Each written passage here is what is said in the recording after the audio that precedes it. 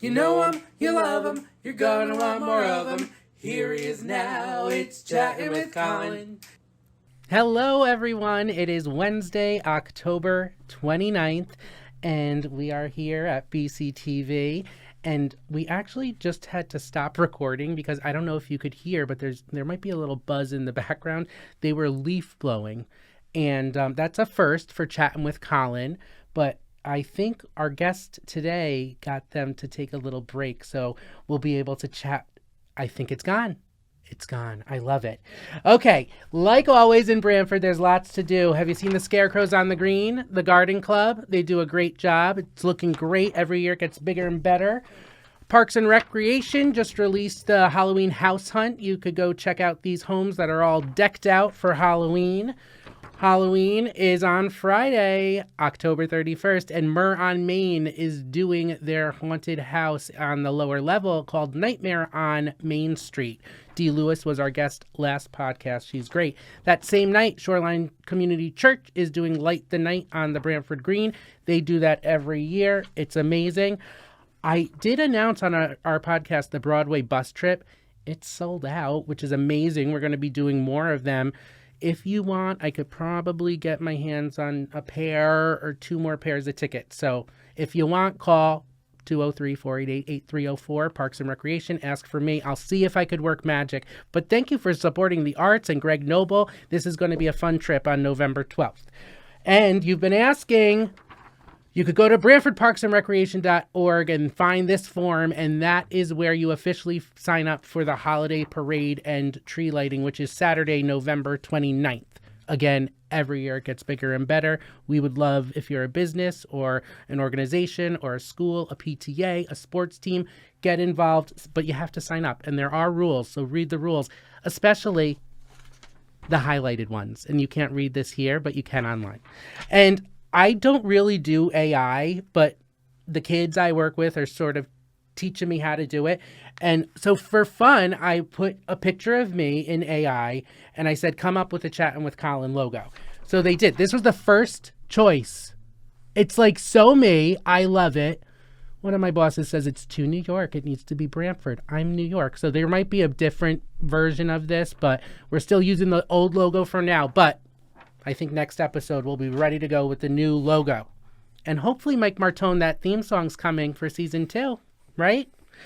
Okay, well, we have a very special guest today. I can't believe we got him. Please welcome to Chattin' with Colin, our first selectman, James B. Cosgrove. Hi, Jamie. How's it going? How you doing, Colin? Is it okay if I call you Jamie? Yes. Okay, good.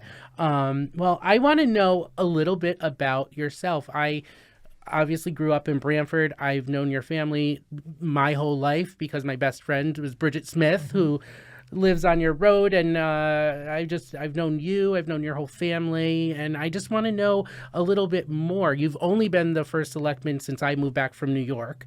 You've been the first selectman since 2013? Yes. Yeah, Yep. So 12 years. I think you've done an incredible job, but Thanks. tell us a little bit about yourself and growing up in Brantford, family, siblings, what people might not know about you.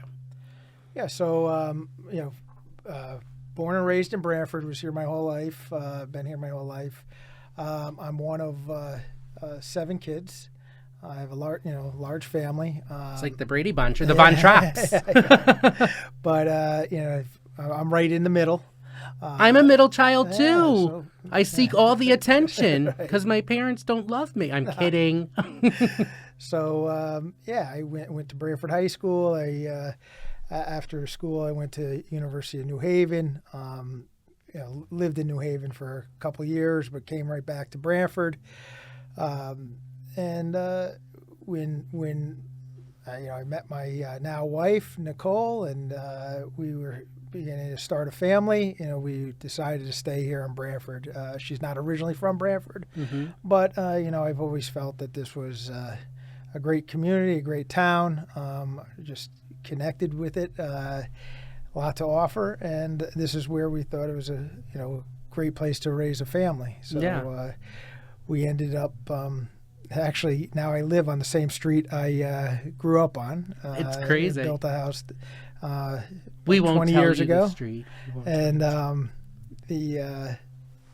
so again, that's it. And then I never envisioned getting involved in politics, quite honestly. I mean, obviously, my family, particularly my grandfather, was very active, both local and state level. So I was kind of aware of politics and what was happening. Always followed what was happening on a local level, but never saw myself getting actively involved. It was probably around that time when, again, I had a young family, was always kind of following what was happening, and I there were a few issues that the town was dealing with at the time, and I felt just kind of an obligation, really, my civic responsibility to go to some meetings. And from there, I was asked to, why don't I put my name forward on the RTM, which I did.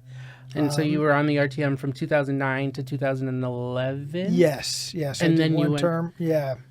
Then you went to the Board of Selectmen for 2011 to 2013? Yeah. So, like I said, I was going to the meetings, and it was then Selectman John Opie who actually said, "Why don't you run for RTM?"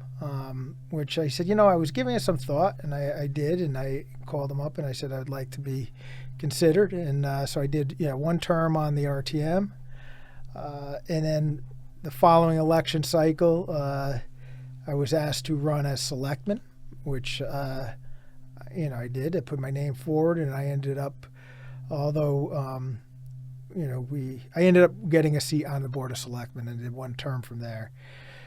Again, even at that time, I was with the position of first selectman. Didn't envision it, running for it. Obviously, once I was on the board and we're dealing with some issues, and I, gave it a lot of thought, and I just thought it was something I should pursue, and see if I had the support, which I did. And here we are 12 years later. It's crazy. And every year I'm like, you're running again, you're running again, you're running again. And unfortunately, you're not running again. I'm going to miss you so much. You've done so much for me and the arts in Brantford, which we'll get to. But back to high school, did you play any sports or do hobbies? Like what were you like as a teen? Yeah, I mean, I played sports when I was youth and then into high school, and then I ended up not playing senior year football. But not too much of sports. You were more of a theater guy, right? No, not yes, theater. You were. No, I didn't have. Listen, no, that's your brother. Your brother's the actor right. who I had a crush on. And that's your brother from 90210. It says, to Colin, best wishes. Keep singing, like no G, like chatting with Colin. Daniel Cosgrove. Yeah, that. Hi, honey. I'll leave this here the whole show. No, just kidding. But yeah, your brother is an actor, so it sort of runs in the family. Yeah, I'm not a. Listen, as you know, I mean, we've known each other for a long time. Being on stage isn't really where I shine. I have to say, though, you have gotten better and better at public speaking. Well, thanks. Yeah, I mean, you get a little more comfortable over time. Right. But again, that's not really. When I was younger, I certainly did not. That wasn't my area. Right. Speaking of when you were younger, what do you miss about Brantford when you were younger? Like when you think about those days, like what do you reminisce about? Is there anything nostalgic that you wish was still here, or an event or something that Yeah, I mean, listen, you always kind of reflect back, and when I think about my childhood and just the more of the kind of the freedom, I think, and just going outside and exploring and playing and just, I don't think the youth today really do that as much as I did, or my generation. Right. Just again, things are a lot more in terms of structured or programmed or activities, or it's just there's, unfortunately, I think there's not as much direct social engagement as there was. I mean, cell phones and social media, right. that really, I mean, in some ways it's good, in a lot of ways it's bad, and it really has done a number, and COVID has done a number on the kids of today. Right. But I just remember, it was like, I was, I go back and I think about middle school and those years and even younger. I mean, just, leaving the house and you were out the door and we were all around town on our bikes. It was, there was no And they weren't concern. electric bikes back then. Yeah, right. We were actually pedaling all the way up. Yeah. Getting your exercise.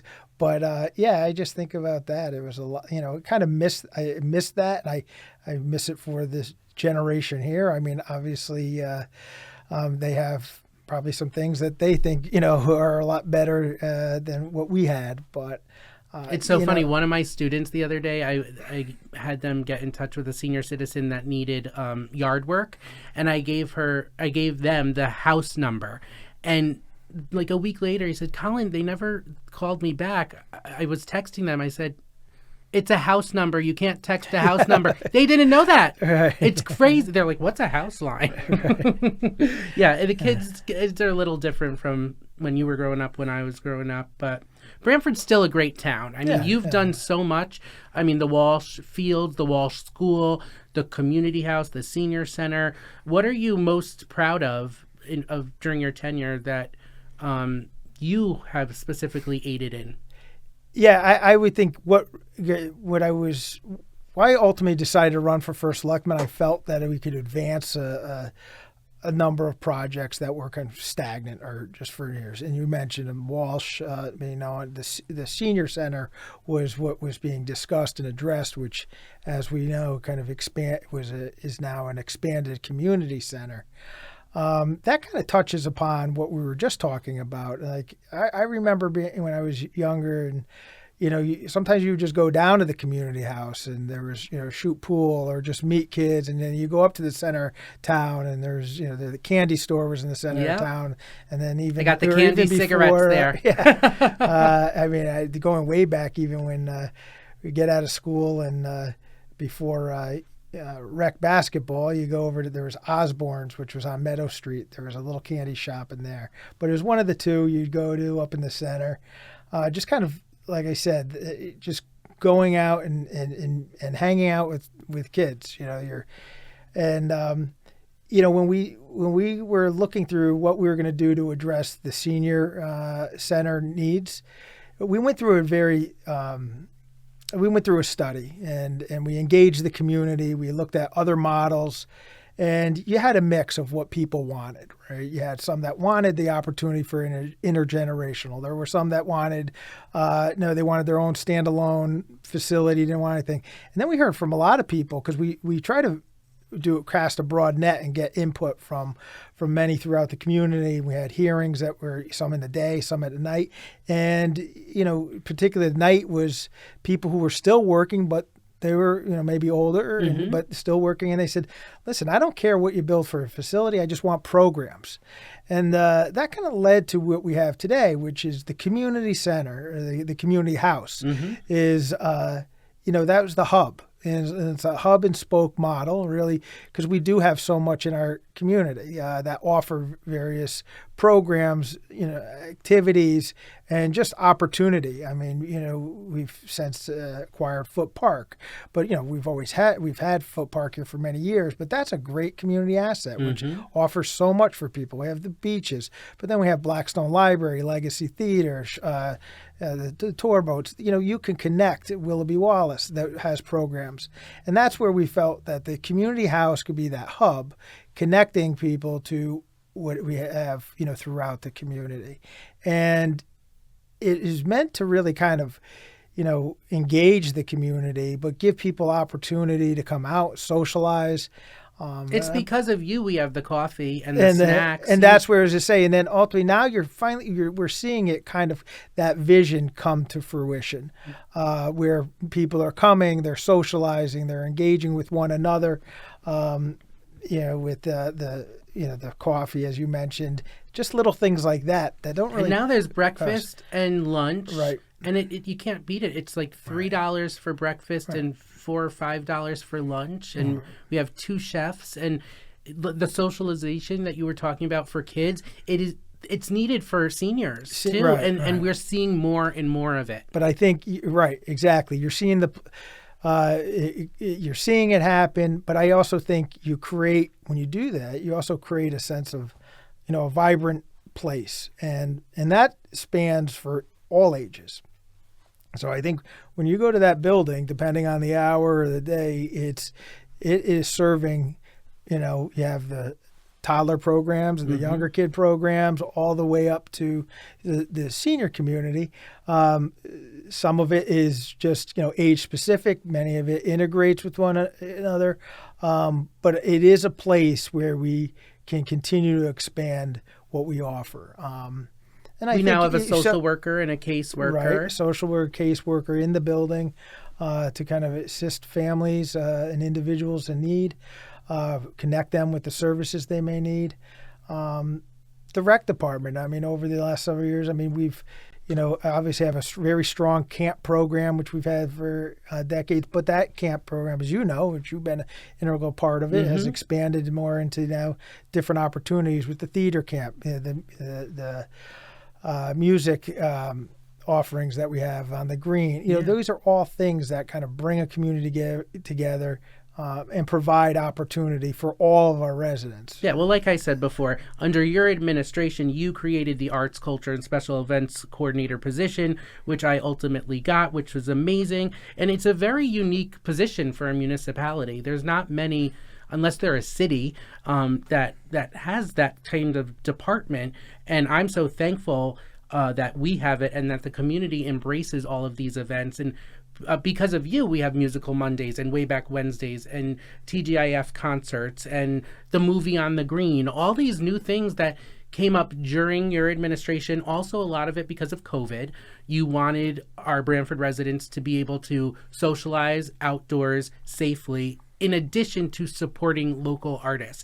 And even those concerts have expanded. I would argue that we have the busiest green in the state of Connecticut. Yeah, certainly with the amount of activity that we have on there, much of it through our Parks and Recreation Department, but in other organizations that you request to utilize the green. But through the season, the summer season, the spring, well, now we're right into fall. 3 days, 4 days, I think sometimes even up to 5, right?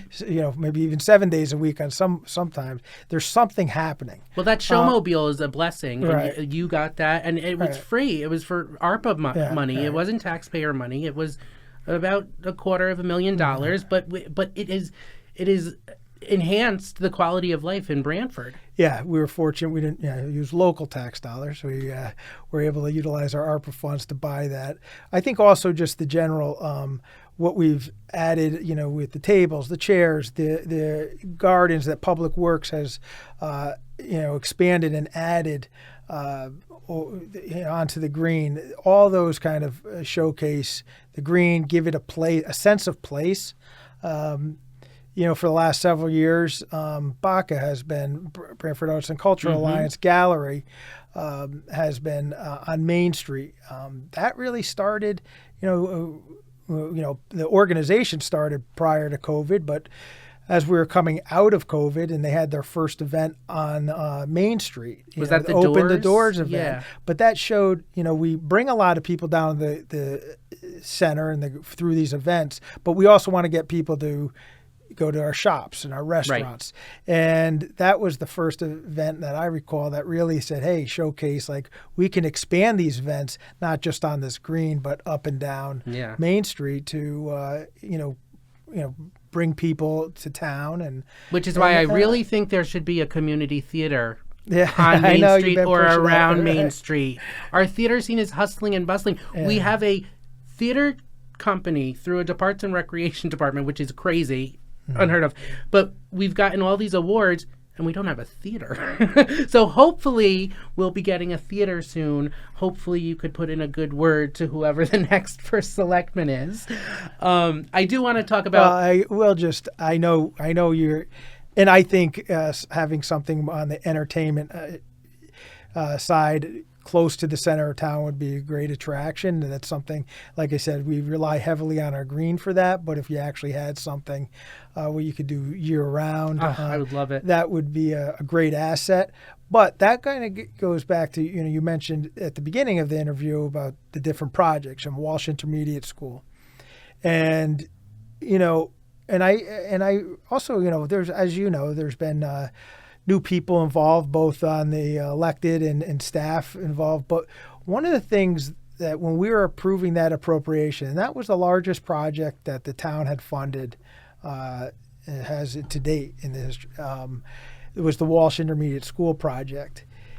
And there was discussion when they were designing their ed specs on, we wanted to improve the pool area. Most middle schools, because there's a lot of it, you rely heavily on state reimbursement. Most middle schools don't have a pool, but we went and we, kind of advocated for some improvements to that area because based on our history of use and the programmatic use. So that was something that we pressed upon.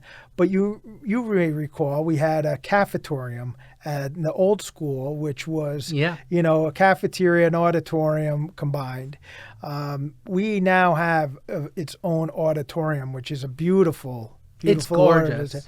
But when we were appropriating the funds, I remember the discussion happened on the floor of the RTM, just saying we want to ensure that these are community assets for the whole community, and therefore that's why these are worthy of funding when it comes to improvements such as the auditorium and the pool. Right. And unequivocally the answer was yes, these are for the community. Right. So, we are fortunate that, in addition to the high school, and again, like we did our theater camp there this summer. Right. So we do utilize it. I love the theater. It's gorgeous, but I just wish they had theater people talk to them. Both the high school and the middle school, the theater's great. No backstage space, no fly space, no place to build a set. It's but you don't know that until you get into the space, and every school with their theater has a challenge. You mentioned the cafetorium. I went to St. Mary's and it was the same thing. It was the gym. Oh, you had a gym too. And we didn't even have a theater program. I begged and begged and begged. I also begged to be a cheerleader, but that's another story, Jamie. We talked about a lot of your accomplishments. Is there anything that you wish you had gotten done or wish you started or can't wait to see happen in the next few years? Well, when I came in, there were three major, local-ish projects, town projects. There was the Walsh was being discussed, Senior Center, and third was Public Works. We just mentioned about the Senior Center and their community house and the Walsh project. Public Works, we were complacent. I mean, we were undertaking a lot of other projects as well during that time, and we were in a facility. Although, admittedly, I was concerns moving in there, but to the credit to the department and the leadership within the department, they made it work for a number of years, and it helped accommodate the town as we accomplished these other projects. I wish we had closed out the long-term need for the Public Works. I do have something that I will be bringing forward, and but it will have to be obviously the next administration. Hopefully, will carry that through. But I'm kind of going into extra innings right now, and in terms of just ensuring, this is, I feel with this job is you're elected to serve your position 52 weeks out of the year. I'm here till November 17th. It's my last day. I still work to address the needs of our community, to respond to residents, and certainly, with, as I just mentioned, I think this is a priority for the town, and I'm still working until the last day to address that issue. So, although it may not be completed, I feel confident that we'll be on the right track to get that solved. That's great. That's great. I don't know what I was just going to say. There was something that some brilliant thing that came to my mind, but I'm sure I'll think of it. Who is your biggest inspiration in your life, whether it's a family member or a other politician or? That's a hard question because it really, I would be hard pressed to say that there's one single inspiration. I think it all depends on what part of your life you're discussing. I mentioned about, if I was to talk about my current role as first selectman, although clearly we have different styles, but, I mentioned my grandfather was actively involved. And I don't mean that he was my inspiration in terms of, and I never tried to be him. And right. I think that's where we had I think our relationship was, we had a special relationship based on because I knew who I was and I never tried to be who I wasn't. And I think he recognized that and we had a great relationship. But he inspired me because regardless of maybe how, he may have addressed things, handled things, he really had a deep commitment to community and to others. And he was very philanthropic. He did a lot for the community. And again, getting back to that civic responsibility, that is something that, he felt, that was a calling to him. He was actively involved for that. And again, sport, not only like politically, but he supported many organizations and efforts to improve things. So I think he inspired me on that, in that arena. I think he was a great guy. Yeah, I remember visiting him and him smoking his cigars, and he was very, very generous to the town of Brantford. Yeah. I had a feeling you were going to say that, and I'm sure there's other inspirations. I didn't mean to put you on the spot. No, I would also say, I mean, if that's on, again, business as well, though, it would probably be him as well because he was certainly, in many ways, he took chances and he went out there and he worked hard to do it. With my family and caring for my family, I would say it was probably my mother because she, as I said, a mother of 7 kids, she's dedicated her life to really, her family. Yeah. So. She's a great lady. Yeah, thanks. So you mentioned you're working till the end. You're working till November 17th. Well, what's next for you? I saw that you were appointed to a board. What is a personal goal or something you want to accomplish personally in the next 5 or 10 years? Yeah. So, obviously a lot of people asking me what's next. Where am I? What am I going to do? I'm not retiring. That's for sure. I get to. You just mentioned about a board. Was recently appointed to the Connecticut Green Bank. But that's a board position, a volunteer board position. That's but as far as what I'm going to do career-wise, or still exploring some opportunities. I'd really like to be part of an organization that kind of. Again, to help accomplish what their goals are, their vision. I feel that's where my strength is in terms of laying out a strategy and putting together a process to bring something through, concept to completion and sustaining support through that process. I mean, oftentimes, regardless of the organization, what the mission is or a project may be, you hit roadblocks and obstacles along the way. Various challenges that often derail you from achieving those goals. I feel where my strength is to really help lay out a pathway to deliver.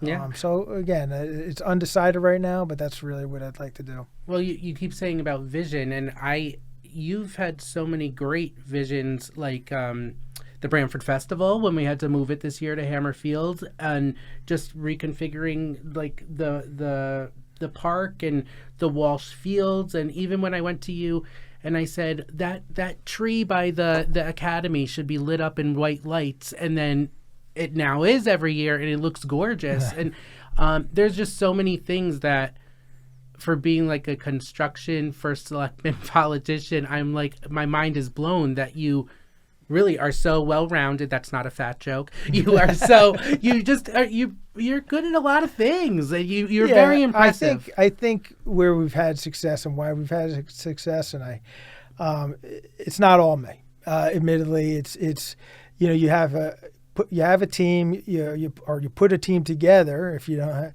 but you have a team that can help accomplish what you need to accomplish. Or quite honestly, some of the things that we've done, many of the things I should say that we've done, which are considered successes of this administration, were really due to maybe other team members bringing them forward or initiatives, and they would come to me, and whether it's something along the lines of on the finance level, we have a great finance director. We'll be losing Jim Finch. Yeah.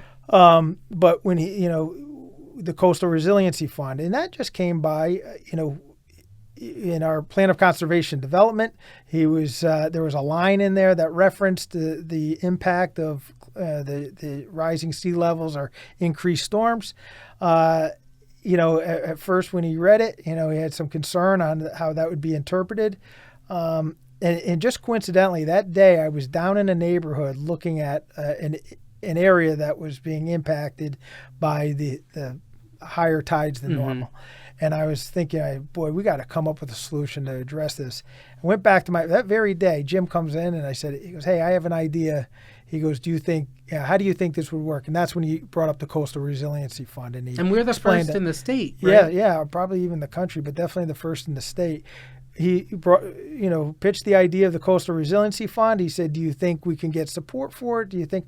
I said, Jim, absolutely. I said, with the strength of this community is that we address long-term liabilities. We couch this, this is truly a long-term liability and that's how we were structuring it. So we went and got state legislation to allow us to do it. But once again, letting a team member come forward with an idea. And we had initially we were, when we presented that, we were strategic how it was presented, how it was, to the appropriating bodies, to kind of, once again, as I said, maintain that and sustain that support. You mentioned about the lights.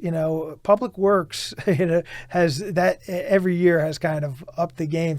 Gary Zielinski, and takes great pride in the work. And I mentioned that he does, and the department. And he set the expectations. Once again, it's like that the gardens that they did. That was a resident had come through. We were talking about doing a garden somewhere, and I showed him that area of the green, and it's an attraction. You see people doing pictures there, the wedding pictures. So once again, it's having the right team, putting it together. The rec department, which you guys have done. I mean, again, with the what we've done with the entertainment. I remember coming even during those COVID years and having a conversation with you, and then the former director. What's his name? Adam Paluzzi. Adam Paluzzi, I think. Jake Paluzzi. No, it's his brother. Yeah. Alex Paluzzi Jr., APJR55. But no, talking to him, and I think that's when we really started to expand, right? The offerings. Because recreation is not all about sports. Right. It really isn't. And we did the jazz series, and we had other things, and we had classes and stuff, but I really wanted to, when I was talking with Mike Martone during the spring musical when we first started, I wanted to bring back the theater scene that I wish I had as a kid. Like I said, St. Mary's didn't have any theater programs. I really got theater when I went to Brantford High School. Before that, I was auditioning for Broadway. I was on Rosie and stuff like that. But I was so thankful for the theater program. And I knew that there were lots of kids and adults, frankly, now that we do that program too.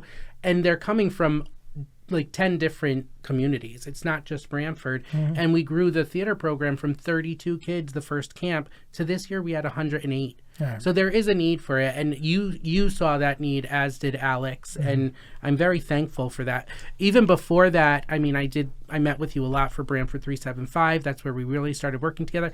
But before that, in 2016, I met with you after the Pulse shooting, and this is probably, I mean, my full-time job. Having a dream job is definitely the best thing, but this is a close second, because I never thought I would see Town Hall lit up like a rainbow to support Orlando after the Pulse shooting, where 49 people that were out dancing lost their lives. So that was the Town Hall, and this is the Blackstone Library, and we did it a week after it happened, and then we did it for the year anniversary, and then we did it for the 5-year anniversary. We might do it for the 10-year, but it's a lot of work, because I want the buildings to have lights in the stairs like the White House, and just we hit a button and it changes colors, and it's very impressive. But this was so many people still talk about this because it's felt like, again, a sense of community coming together. Right.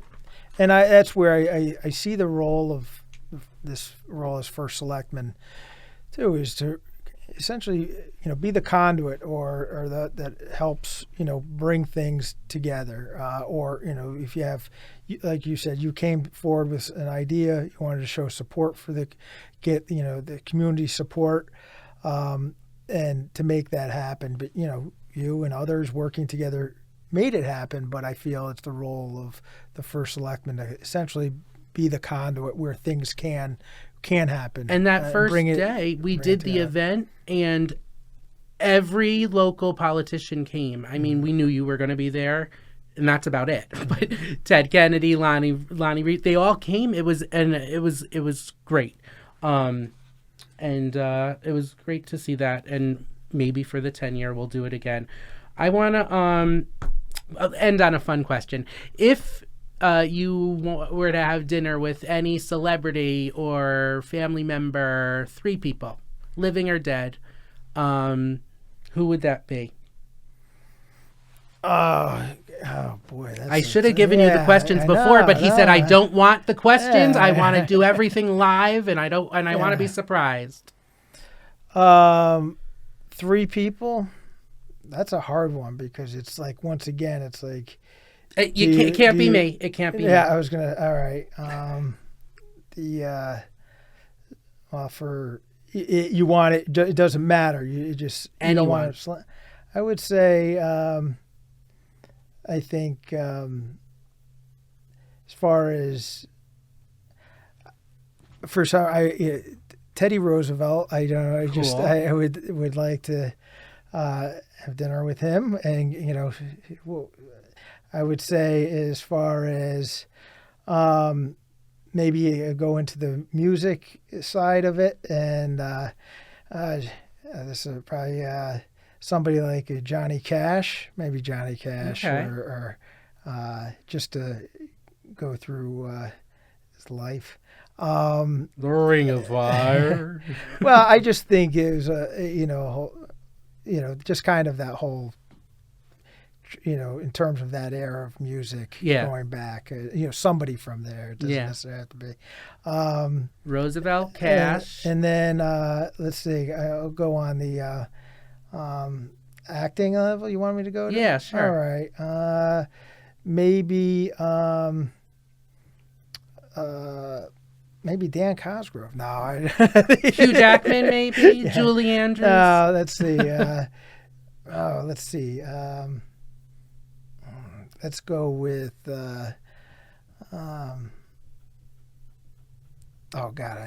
Let's go with Clint Eastwood. Clint Eastwood, good. Yeah. I'm sorry. I know that's a hard question. That's a hard question. But it makes people find out some more information that they don't know about you. Yeah, I think those questions, I'm sorry, they're, not that I said don't like them, but I think they're very hard in the sense that, because there's so much in terms of the world and topics and there's teachers that influence you. I'm sure if I was to, once I walk out of here, I'll think of something in the business community. If I think of, something in which would be like Charlie Munger. I would be, if I was to do that, or Warren Buffett, but I think Charlie might be a little more fun.